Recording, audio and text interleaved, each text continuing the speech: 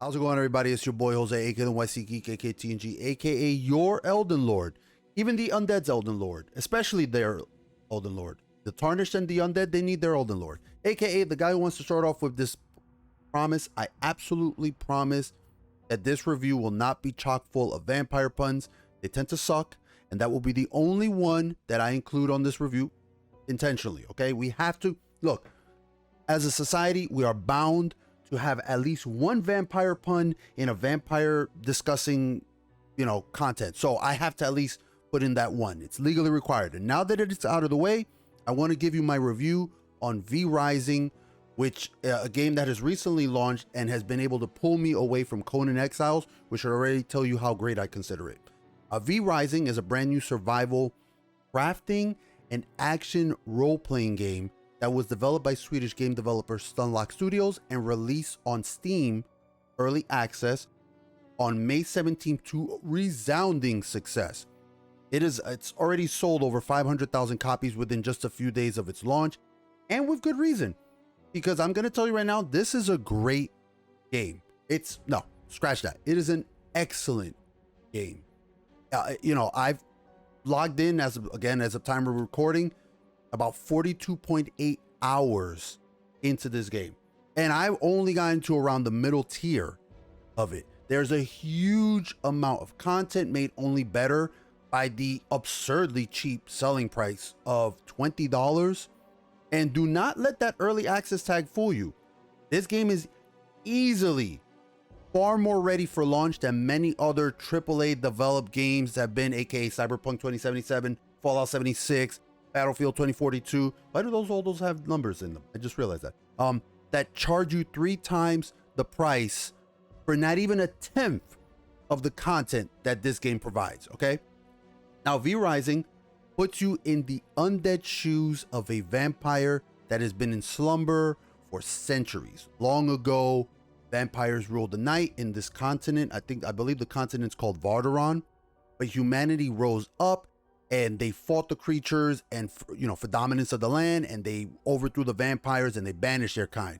And you are a newly resurrected and extremely weakened vampire who must not only regain your powers, but, and regain your kind's former strength, but you have to build and survive in a hostile world that is more than eager to put you into your final death. Like, whoo!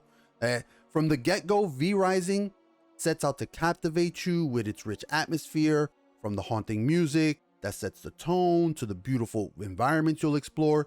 This game is a treat to both the eyes and the ears. Make no mistake, especially early on, you are not the apex hunter of these lands. Ooh, baby, you are not. And honestly, in the middle tier, I still don't feel like the apex hunter, and that's a good thing. It really does. It definitely states clearly how dangerous the world is, even for an undead vampire such as yourself. There are a variety of enemies to contend with, everything from wolves and bears that litter the forest to other monstrosities such as undead abominations and these undead wizards and skeletons that run amok, and harpies. I just found some fucking harpies. And of course, the humans who can range from like lowly poachers and bandits to trained vampire hunters and clerics who wield the very light to purge you from existence. And all of these enemies, all of them pale in comparison to the greatest threat in these lands, the sun. The game has a day-night cycle. During the night, you are at your safest, relatively speaking. And I kind of like that, because most games like 7 Days to Die and Dying Light, usually when it's nighttime, that's the worst time. You're like, oh shit. No, you're a vampire. You want to be out there at the night. You can explore without any concern of the light bearing down on you. But once that rooster crows, and there's a little clock at the upper left, right of the screen, once you start seeing that the sun is rising and the rooster crows and it's right, like I said, the sun begins to rise, you're introduced to one of my favorite aspects of this game.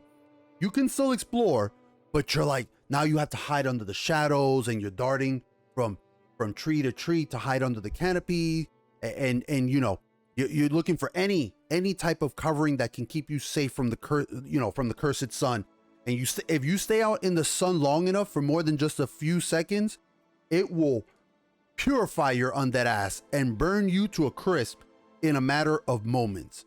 And it's great because like if you stay out there, you start seeing like the screen starts to like lighten up more, and there's a beam of light, and it gets stronger and stronger. And it's only like you only have like maybe, it depends on your resistance, but you have a handful of seconds at best, especially early on. Don't even be there. To me, this is easily one of the best parts of the game, and it fits perfectly within the world. Again, it makes this beautiful world feel all the more hostile, and it reminds me of the only time that I've been to Las Vegas. Me and my wife visited in July, and we were shooting from like shadow to shadow, from casino to casino, just to try and navigate the strip. Anyone who tells you that it's just a dry heat and it's not that bad is lying to you. It's fucking death in Vegas in July, and that's what it feels like in the game. When the sun rises, you're about to die. As for combat, if you're familiar at all with games like Diablo, Path of Exile, or Lost Ark, you'll pick it up very fast, very quick. You'll be able to select from a variety of abilities to fight back your countless enemies, such as flinging like magical bolts that do chaos energy and leave a dot on the enemy, necromantic barriers that raise the undead whenever an enemy strikes you, dashing forward and leaving an illusionary copy of yourself that explodes. There's all sorts of powers, and your weapons also have a handful of abilities of their own that switch depending on what type of weapon you're using, such as a sword, a mace, an axe, a spear, a crossbow, etc. Like, for example, if you have a sword, and depending on what tier of sword, if you start out with the regular kind of garbagey sword, then you move up to like a copper sword, and then you move up to an iron sword, each tier gives you a different ability. So for using the sword example, you have your basic attack with the first tier. The second tier, you unlock like a little whirlwind, and then with the third tier, you unlock a knock-up ability that you can dash to the enemy. So and each one has its own. The mace has its own 2 different abilities. The spear has its own 2 different abilities, and so forth. They're not as robust a selection of, say, Path of Exile, which you games are. Let's be honest. Path of Exile's talent tree and stuff is insane. There is nothing as robust as Path of Exile's in terms of choices. But in this game, the choices are plentiful and more than enough for the gameplay here. And believe me when I say the combat can get frantic and hair-raising very fast. When I first started, I was like, this isn't that bad. Now, holy shit, I have more than once come across a very powerful V-Blood enemy. V-Blood enemies are the bosses that wander the map. Most of them wander the map. And you have to defeat them. And that once you drain their blood, you unlock other abilities and building types and the sort. And in the midst of fighting that V-Blood boss, for example, fucking Tristan the Vampire Hunter, I'm fighting him, and then I'm attacked by like a wandering pack of humans, and then another damn fucking wandering pack of wolf pack shows up, and now it's a fucking free for all. If all the while I'm like panicking because I'm looking at the clock as I'm fighting, trying to survive, and the clock is ticking, and the sun is rising, and now I'm in this chaotic battle trying to dart from shadow to shadow. It is fucking fun as fuck. Yes, that's exactly it. It's fucking fun as fuck. That's the official declaration for how combat is in this game. It gets hectic, and I love it. I absolutely love it. And as I briefly mentioned, you had to unlock building parts in this game. That is another core part of it, the survival crafting aspect. If you don't know by now, I am a huge survival crafting game fan. I have logged over 6,000 hours into Ark, another 2,000 into 7 Days to Die, almost 500 into Conan Exiles. I love survival crafting games. Again, this game is not as robust as those other games, but it still works really well here. You choose a site, you put down your castle's heart, right? You put down like kind of like your central nexus for your base, and then you start building out like the boundaries for it. You start building like palisade walls, and then eventually you build into a little castle with various workstations such as a smithy to craft weapons, a forge to smelt your ores, an alchemical lab to create your unholy concoctions. You can also charm and transform some of the human enemies that you face on the map. And then you bring them back and you create like a brood of lesser vampire thralls that can help defend your base. And you can even send them out to like gather supplies for you in like different missions. All of these action RPG and survival crafting aspects are blended so well together to create a fantastic experience as you explore the huge map. It's huge. The map is so big. You can turn into a wolf to traverse the lands faster. You can hijack a horse, which I love doing. I like just fucking, I'm trying to get the fuck out of here, and I run into a farm and there's a horse and I'm like, grab that thing and I book in. The militia is shooting right after me. Or you can even use various waygates to cut the distance. However, one of my very, very few complaints with this game, though the biggest one for me, is the waygate system. It is a sizable and noticeable problem. It's, to me, I think it's a really, really bad gameplay decision. So, here's why. And it's not because I don't want that.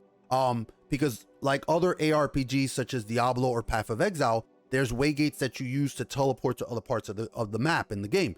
The problem in this game with their waygates is that you're not allowed to teleport with any resources you gather from the game, which makes the waygates pretty much pointless, or at best a one-way trip.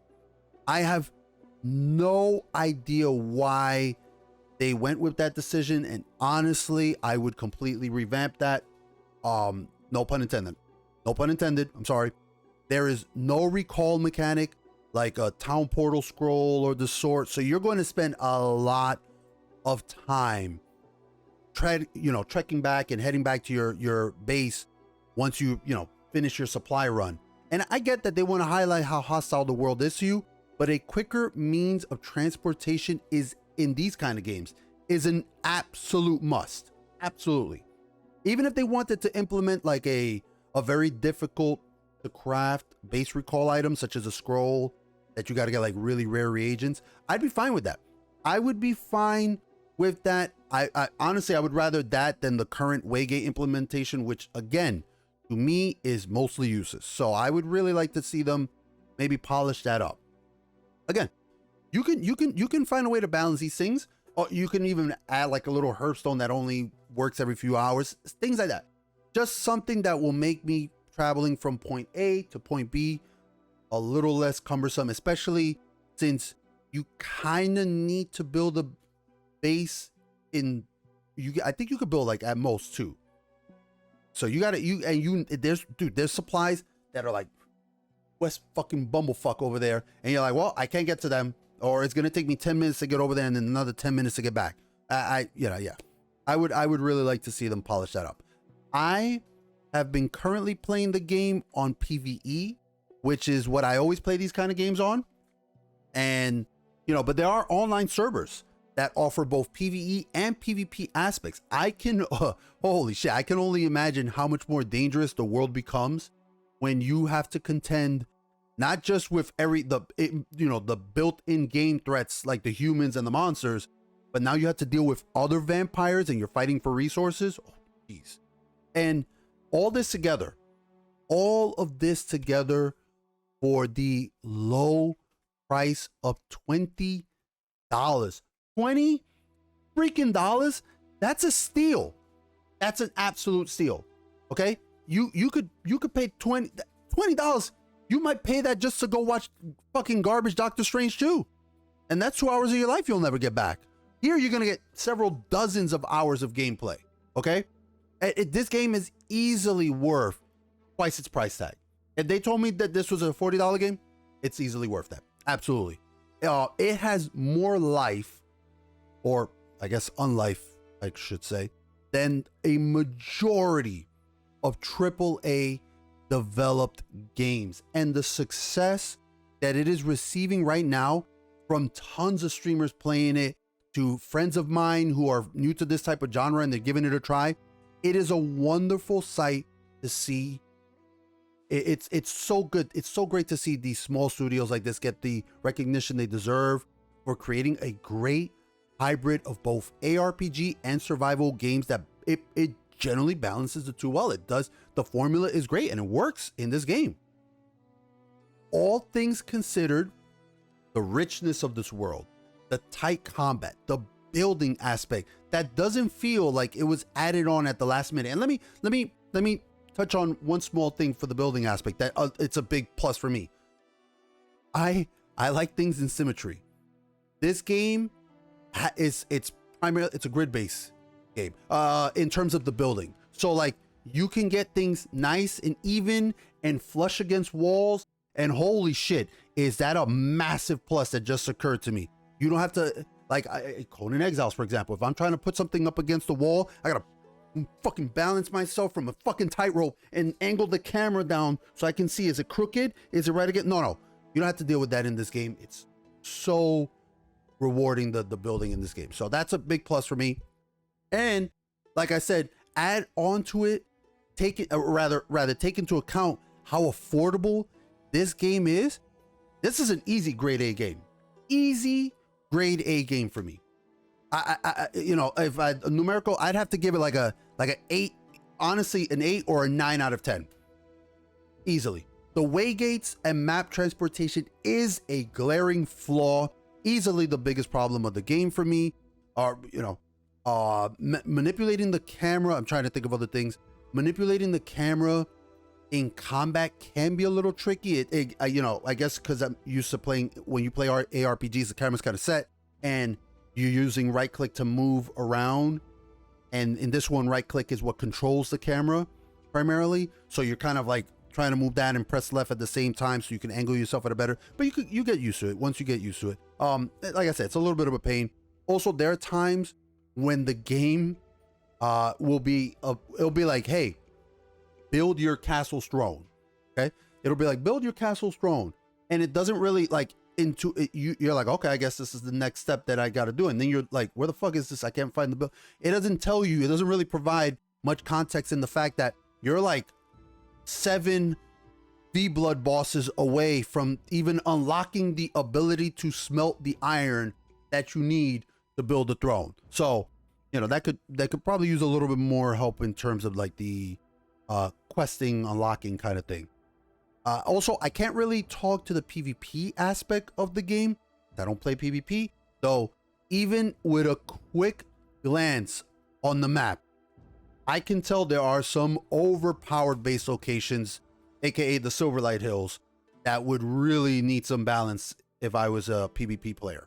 I don't know if you gotta add maybe like a few more routes to access some of these bases, but there are locations that you can tell that once they're grabbed up on a PvP server, they're impregnable. Like nothing will get through them. So, but these are small gripes. Again, this game is fantastic. My biggest complaint is the map transportation. That's it. And that can be polished up in a later patch. They can add, like I said, please, Unlock Studios, add some kind of like rare, again, if you want to make it super rare, that's fine, but just add something that will allow players to more easily traverse your admittedly gorgeous map, but it is big. Just add something so that we could traverse it a little later. Again, potions. Even if you want to make it that you don't want to traverse from waygate to waygate, that's fine. If you want to make it that the waygates are one way and then you have a base you know, a scroll that you can create and then that warps you back home, that's fine. That would be perfect. That would eliminate the only real mega flaw that I have for this game. And like I said, that could be polished up. So this is even with that flaw and the other little minor nitpicks that I put in, this is an absolute must buy. If you are even remotely interested in ARPGs, survival crafting game, vampires, or you just want, even if you just want to try something new, if you've never played those games, if you want to just try something new, because at $20, you're going to get every dollar's worth out of this game. You're absolutely going to get $20 worth out of it. So I can't recommend it enough. I definitely suggest sink your fangs into this. I'm sorry, I said a second one. I'm sorry. Sink your fangs into this game though, because it is absolutely worth it. Again, $20, and I haven't even looked at the the server hosting and whatnot. There's already people who are creating RP servers. They're creating full-blown PvP things. Like I went 42 something hours, and this has only been my single player experience. I'm telling you, easy 9 out of 10 for me. Easy 9 out of 10 game for me. So check it out. But this has been the NYC Geek. If you enjoyed this content, make sure to hit that subscribe button. Hit it right now. Hit it right now. Unless you're subscribed, then don't hit it, please. Also, while you're at it, please consider hitting that like and share button, that freaking bell so you can know when another video goes live. Leave a comment below. I love to engage and chat with all of you, and I do respond to every single comment. Let me know. Have you been on the fence of VRising? Are you playing it? Are you enjoying it? Where are you building right now? Tell me some secrets, because I always need tips. I always welcome, if you haven't had a chance on Twitch, I always tell people backseat the shit out of me, because I love getting I love people backseating me. I really do. Tell me the tips. And as I just mentioned, if you haven't had a chance, please make sure to follow me over on twitch.tv/TheNYCGeek, where I do stream regularly on Sundays, Mondays, Wednesdays. I can talk. Sunday, Mondays, Wednesdays, and Thursdays, as well as follow me on that filthy cesspool that is Twitter. Disgusting over there. Remember always, though, your time is precious. I thank you for sharing it with me. Please stay safe and take care of each other. I'll see you guys next time.